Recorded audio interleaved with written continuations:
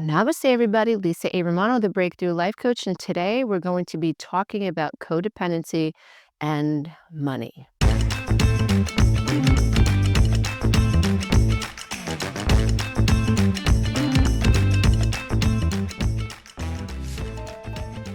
Now, you might be thinking, what the heck could Lisa be connecting codependency and money to? Why is she talking about codependency and money? Well, we all need money. We all have to survive. And most of us, if you ask people what is their number one issue today, lots of times it comes down to not only their relationship troubles, but their financial health or their level of, well, their lack of financial health. A lot of people are struggling, and a lot of people also want greater wealth. They want greater financial security. They want to know that they're going to be able to take care of themselves and take care of their family, and that with unsure economic situations and trying times, that somehow they're going to be able to secure their family's financial future. Who doesn't want that? Well, I want you to understand that if you resonate with my work and you are codependent and you came from a dysfunctional home, let's say you are the adult child of an alcoholic, or you grew up with narcissistic parents, your mother was a narcissist or your dad was a narcissist.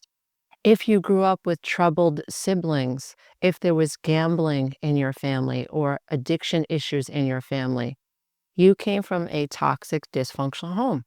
In a toxic, dysfunctional home, children are taught the no talk, no think, and no feel rule. If you are codependent, then you undoubtedly suffer from hypervigilance. This is because as a child, you were taught that your safety was outside of you, or that you were unsafe because of what was happening outside of you. All children across the board, doesn't matter if you were born in Morocco or Australia, you needed to feel safe, especially before the age of 1 or 18 months. You needed to know that you could trust that when you cried, somebody in your environment, and hopefully it was the same person over and over and over. This speaks to consistent maternal warmth. Hopefully the same person responded to you in a positive way. Hopefully that warmth that you received was consistent and it was predictable. And if that happened when you cried or when you were frightened or you were upset, that your parent, hopefully your mother and father, or at least one of them, were emotionally regulated, they were emotionally grounded, then they were able to ground you. You see, without an emotionally grounded mother or emotionally regulated father, it's really impossible for a child to learn how to emotionally regulate. If you have a troubled adult life, that is a direct mirror to a troubled childhood. You cannot expect someone who has had a troubled childhood to turn out and be a wonderful adult that has no issues whatsoever. It just ain't going to happen. And that is a huge thing to understand because it helps to eliminate shame. At least that's what it did in my life. And it caused me to get really curious about how my childhood, the childhood that I was always told that I had no right to say anything negative about, the childhood that caused me to suffer in silence. I had an extremely toxic, lonely childhood. I spent a lot of time alone. I was afraid of my mother. I feared my father's disapproval. I was stuck. It was like I was backed into a corner in my childhood, and there was no one for me to go to. I also fully recognized no one would believe me. My family looked perfect from the outside, and if I dared to speak up, then that would just reinforce what the story my mother had already begun telling people, which was Lisa was bad, Lisa was selfish, Lisa was over emotional, she's just looking for attention. It turns out that if you emotionally neglect a child, chastise them, gaslight them, and antagonize them, they're going to have issues and they're going to act out, and that's not their fault.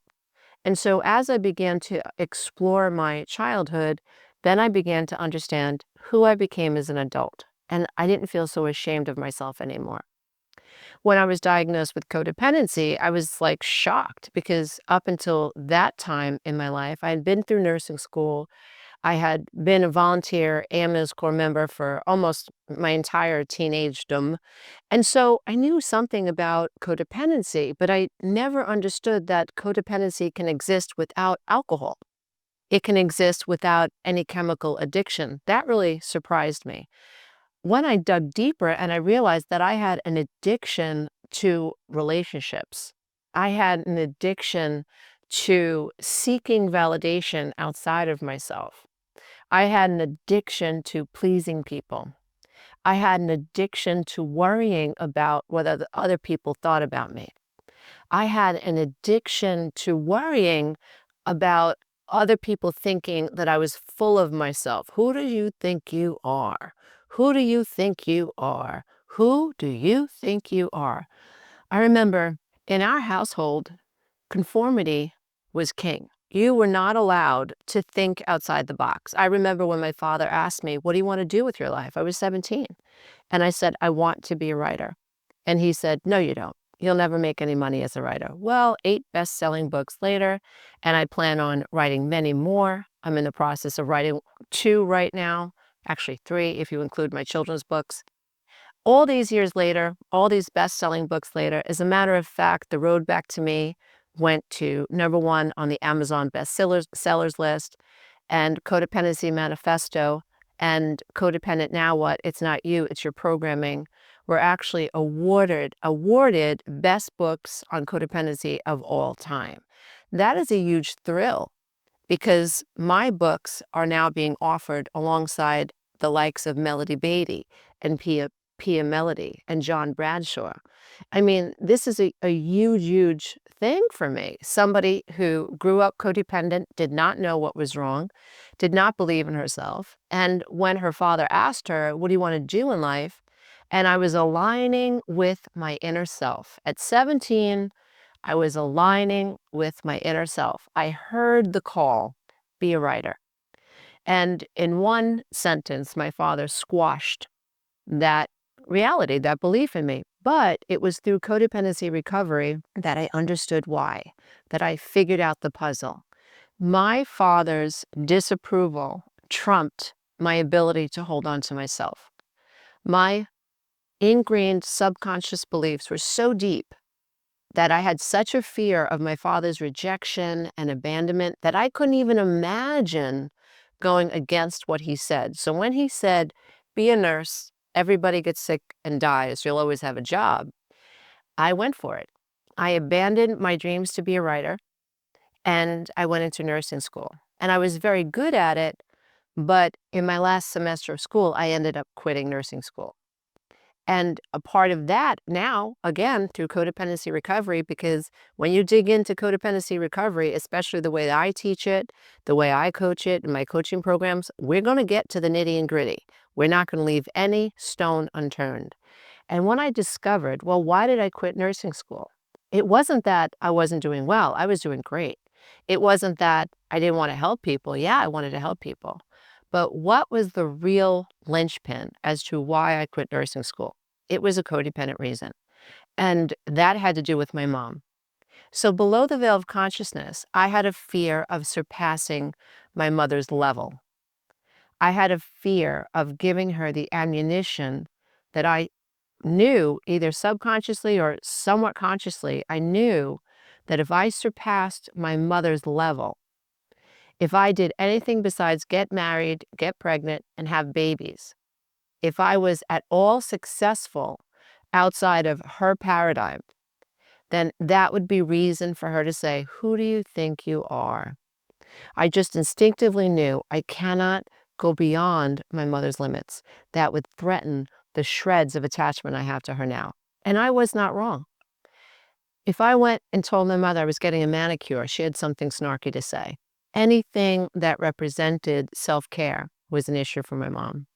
When I first started therapy, she had comments about me spending money, my family's money on therapy, that it was selfish. And it really threw me off track for a while. Like, am I selfish for wanting to better myself? I mean, the effects of parental gaslighting are vast. I could not trust my inner reality. And when I was dating a boyfriend when I was 19, who I discovered was selling cocaine, and I told my parents I want to break up with him, they looked at me like I was nuts. "But he's so good to you, and he just bought your father a watch."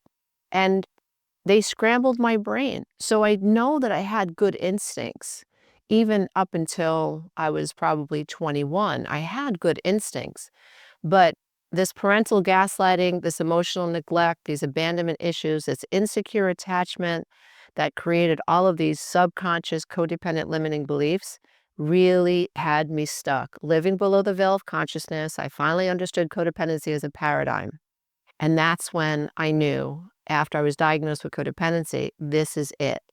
All of the answers to my life's troubles are right here. I just have to never give up, and I have to keep digging. I have to figure out ways, systems, and processes to access these linchpins, which, by the way, I offer in the 12-week Breakthrough Coaching Program, the 8-week Masterclass, and Soul School, a course in the quantum science of love consciousness, and many other of my coaching programs. We also offer the 4-part Loving the Self video and meditation program. So all of my coaching programs, this is what they are designed to do. They're missiles. We're going to figure out what's keeping you stuck. As I progressed on my codependency journey, I began to recognize that I had a tremendous fear of making money. I had a tremendous fear of not being able to make it without my family. I had a tremendous fear of not being able to make it without my ex-husband. I mean, we're talking a fear that arrested me and did not allow me to tap into my curiosity. It did not allow me to tap into my imagination. That's what fear does. Fear shuts down your ability to connect to that part of you that is creative, that part of you that is connected to your higher self, your authentic self. Let's face it, every single one of us has something to offer the world. We know something that other people don't. We've gotten through something that other people have yet to get through. We have value. And the less able we are to connect with that aspect of us, the less we can bring it into the 3D world. So here I was. I knew that I wanted to be a writer. I knew that I wanted to help people.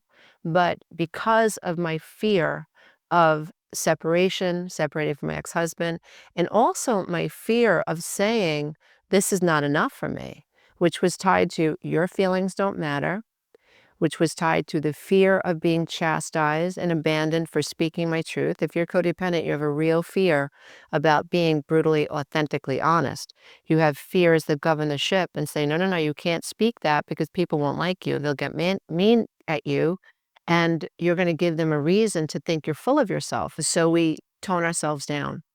Codependents tend to be great cheerleaders. They tend to be great co-alcoholics. They tend to be great co-captains. So you've got a dream. I'm a codependent. I can help you make that dream come true. But the hell with my dreams, because codependents don't know how to bring the focus back home. They're hypervigilant. They're other focused, and that has to be corrected. And I'm living proof that you can correct it. And so are the moderators that are in my Facebook groups that help me run my groups. So are the thousands of people that I've coached that are now in successful financial situations. They've broken through the veil. They are not worried about what people think about them anymore. They've connected to their artistic ability, their creative ability. They've connected to their true self. They no longer seek disapproval. And it's allowed them to experience financial abundance. It's allowed them to make decisions they otherwise would have never made because they were codependent. So as I began to dive into codependency recovery and I found all these subconscious limiting beliefs, I was forced to confront them one by one by one. So I'm just going to tell you a couple of stories, and I will definitely be making more podcasts and videos and sessions around this idea because I think it is profound.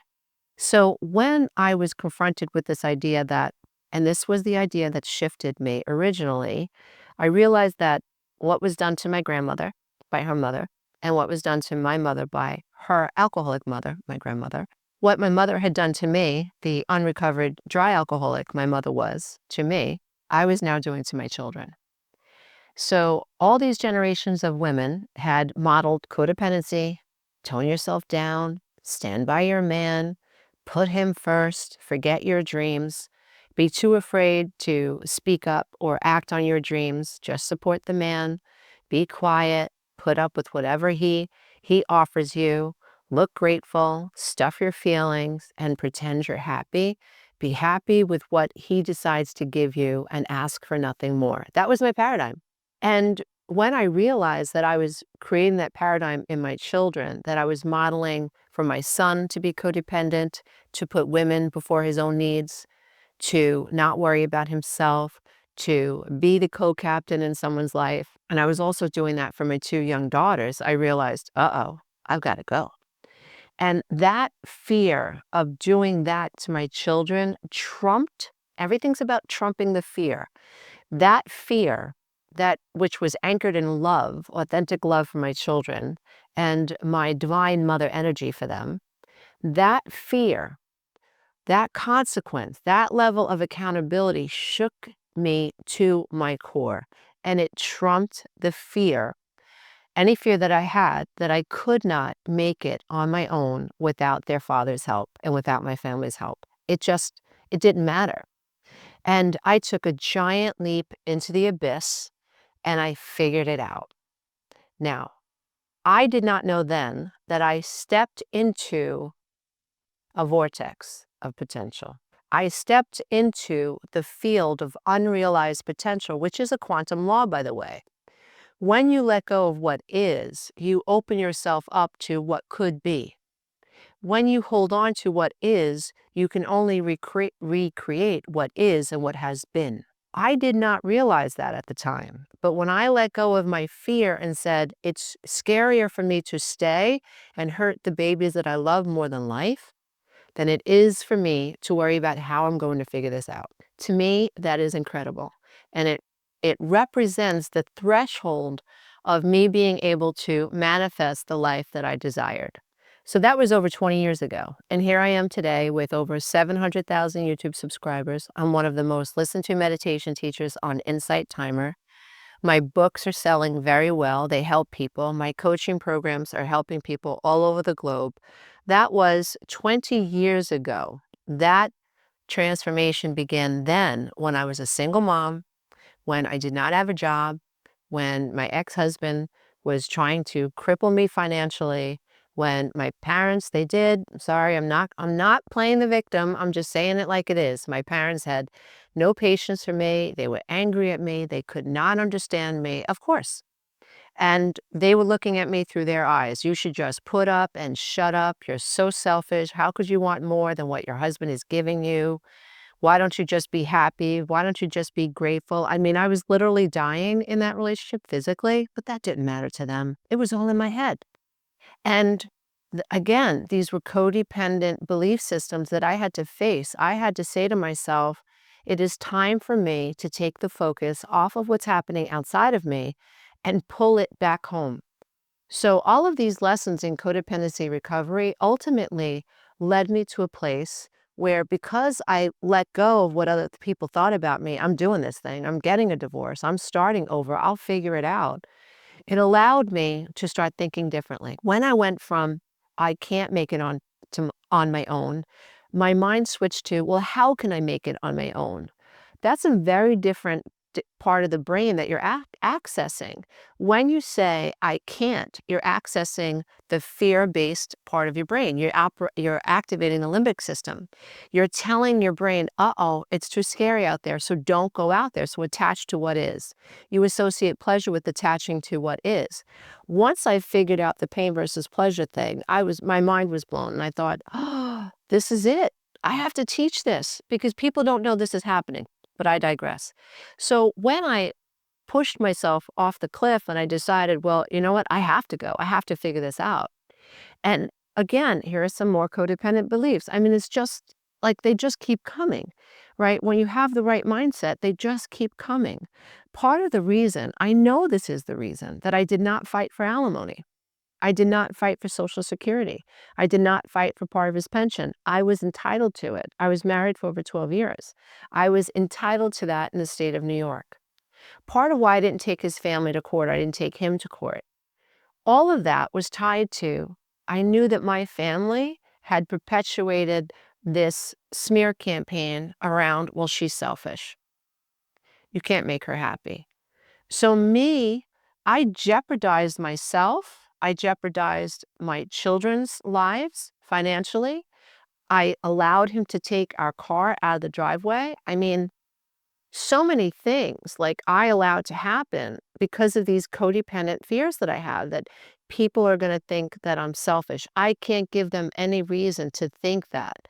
But yet, from where I sit now, I think, holy Hannah, if I had been a little further along on the codependency recovery, I would have said, screw all of you flying monkeys. I don't give a damn what you think. I'm going for the health insurance. You're not taking the car. It's rightfully mine. And you know what? I'm entitled to half your Social Security. I haven't worked outside of our home and our business the entire time I'm married. I would have been a lot more self-preserving. But that, again, that was a codependent belief. So I hurt myself financially because of those codependent beliefs. So, however, it all worked out beautifully because without that reservoir and without that safety net, I was forced to rely on myself. When you forego the family of origin, when you let people, you just give them permission. That's been my saying and my phrase and my motto for as long as I've been life coaching. Like, you know what? You are entitled to your faulty perception of me. I am not in control of what you think and what you do. A big part of what I teach is teaching people to be non-resistant to what is. Like, don't get caught up in other people's perception. You can't control it anyway, and they're only seeing you through their lens. And when you start acting out of accordance with the role that they've given you, a role that may be completely misjudged, but it's a comfortable role for them. My mother thinking that I was selfish, that I was ungrateful, that was the way she justified not connecting with me. That's what people who have high narcissistic traits do.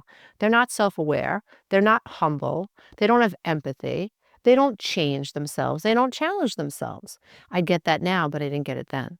So back then, foregoing all of these financial securities that I was entitled to was tied to this codependent belief system. However, things did work out because without those safety nets, where did I end up? The only place that I could go was within. I reconnected with that little girl who, from the time I'm getting goosebumps, from the time I was 7 years old, I wanted to write. And at 17, I made the bold statement, I want to be a writer.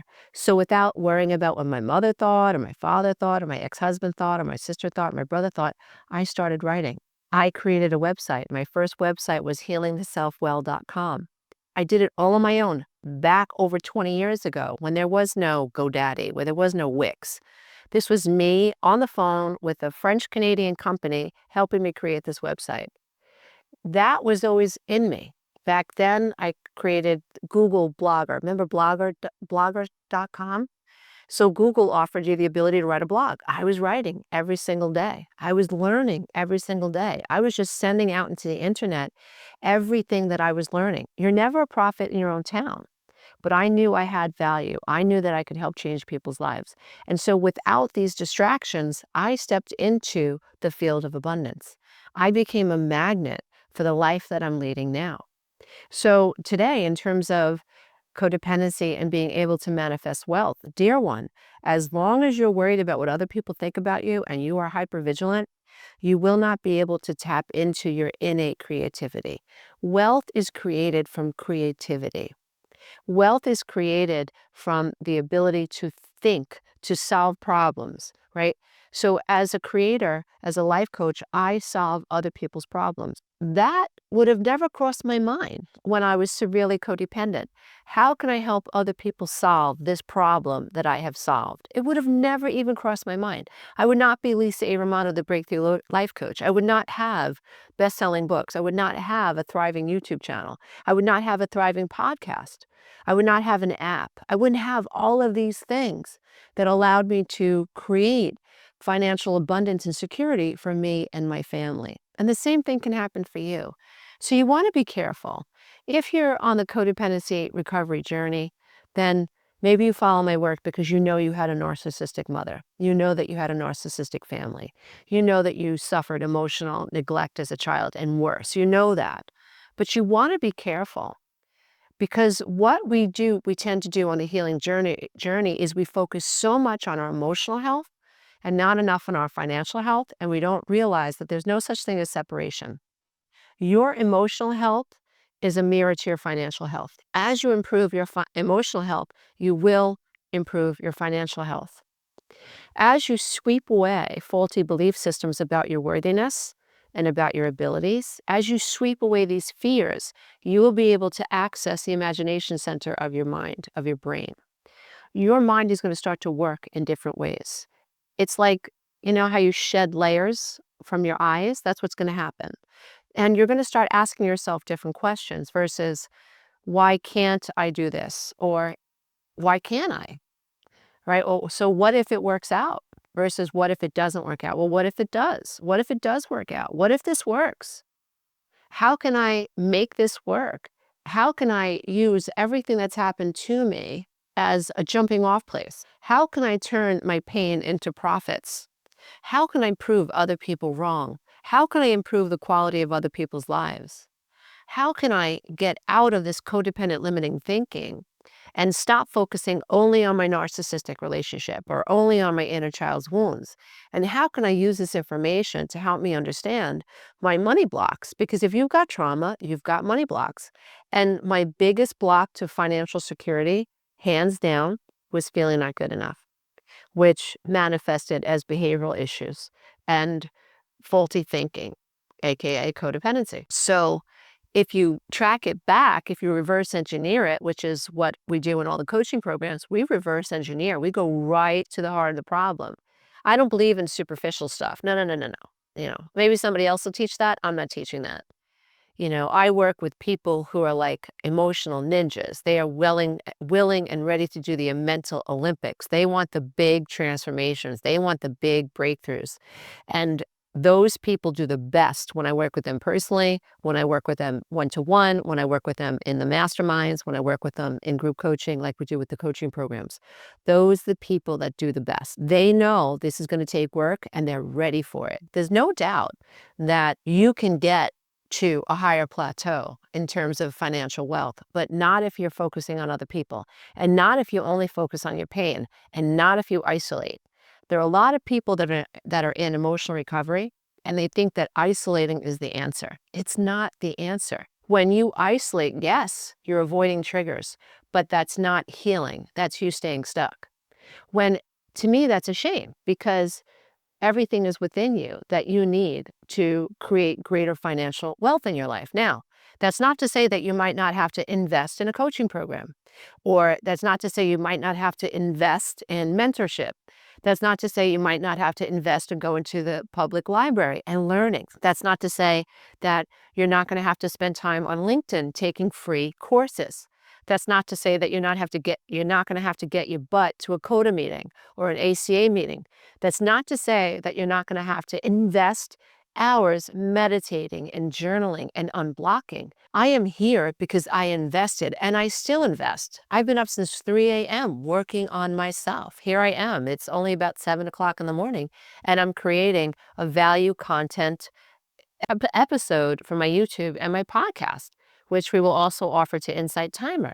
And so there's effort, but you can do it. And once you get through these codependency blocks and you learn that you are enough, you are never not enough. When you learn that you do have value, when you learn that you're supposed to bring your innate gifts to the world, it could be that you make the best chocolate chip cookies on the entire planet.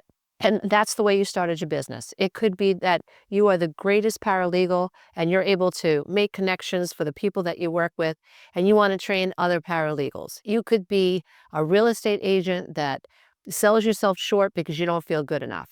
You could be a doctor that is codependent on their patients and really doesn't push themselves in terms of their career because they feel codependent on their patients. You could be a jewelry store owner that really isn't pushing themselves with creating a YouTube channel or a TikTok or an Instagram where you get to showcase what you offer. You could be playing it so small as a business owner, as an entrepreneur, as an individual, playing it so small and just accepting the crumbs that are coming your way due to codependent belief systems. And I want to challenge you today. I really hope that you heard me. I really hope that you've been inspired. I want you to ask yourself, how does codependency prevent me from pushing ahead in my life when it comes to my financial health? What are some fears tied to me pushing myself out there? Do I have a fear of failure? Do I have a fear of criticism? Am I afraid what my family is going to think about me if I start a YouTube channel or if I write a book? Am I afraid of surpassing my mother? Am I afraid of failure? What is it? Do I suffer from imposter syndrome? When you have codependency, you suffer from imposter syndrome. You feel like you're a fake. You could be the most altruistic person in the world, but you have this sense that what you're saying is it's got an agenda to it, and that is not the case. But that goes back to being disbelieved in childhood and never feeling seen in childhood. And it can prevent you from making big changes in your life and taking big risks that are in alignment with who you really are. And I can tell you that where I am right now is a product of my authenticity. There's no script. This is just me speaking from my heart. It's innate. The more I connect with that heart inside of me, the more I'll be able to connect with you and inspire you. And that will help spark an inner transformation process in you. And that's how we help expand the world. I have something to teach. I have something that I've gained. And when I share it with others, they benefit. And that's a win-win for everybody. So I hope that this has totally inspired you to think about how codependency might be preventing you from experiencing greater financial wealth, profits in your life, and creating a business or creating multiple streams of income, because that is the way to financial wealth. It's multiple streams of income. And I really hope that you, as an adult child of an alcoholic, you, someone who has experienced trauma, I really hope that you get curious about how you can get some of that abundance, because it is available to you, but you have to start thinking differently. And I hope this session has inspired you to consider doing so. If you would like help on this inner transformation journey, we are just but a click away. Visit www.lisaaromano.com to learn more. You can click on the 12-week breakthrough coaching program, or you can contact me at coach@lisaaromano.com, and it would be my humble pleasure to point you in the direction where we believe we could help you the most. You deserve the good in life, dear one, because you are good enough. And any of the abundance that you see in any other human being walking on the face of the earth, guess what? You deserve that too. Bye, everybody. Until next time. Hey, if you love this content, don't forget to check out the next video, and you can go to my website and take the codependency quiz.